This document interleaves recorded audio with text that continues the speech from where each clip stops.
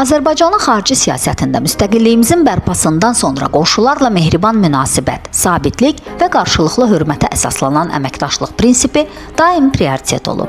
Türkiyə ilə qardaşlıq münasibətləri, Rusiya ilə strateji tərəfdaşlıq, Gürcüstanla qarşılıqlı etimada əsaslanan əməkdaşlıq bu kursun real nəticələridir. Məhz bu çərçivədə İranla münasibətlərin inkişafı da Azərbaycan üçün sıradan bir məsələ deyil.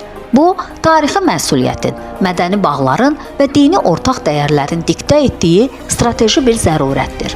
Milyonlarla Azərbaycanlının yaşadığı bir ölkə ilə əlaqələrin səmimi və dayanıqlı olması həm siyasi, həm də ictimai müstəvidə mühüm əhəmiyyət kəsb edir.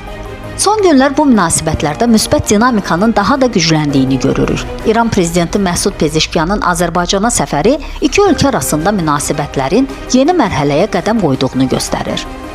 Bu, həm siyasi dialoqun intensivləşməsi, həm də keçmişdəki gərginliklərin arxada qalması, qarşılıqlı etimad mühitinin formalaşdırılması naminə atılan önəmli addımdır. Ortaq layihələr, ticarətin inkişafı, nəqliyyat, logistika dəhlizləri və enerji əməkdaşlığı bunlar qarşıdakı illərdə Bakı ilə Tehran arasında münasibətlərin real konturlarını müəyyən edəcək əsas istiqamətlərdir. Bir məqamı da diqqətə çatdıraq ki, Azərbaycan və İran arasında Cənubi Qafqaza verilən töhfə naminə icra olunan təşəbbüslərin arxasında dayanan siyasi iradənin sahibi Prezident İlham Əliyevdir.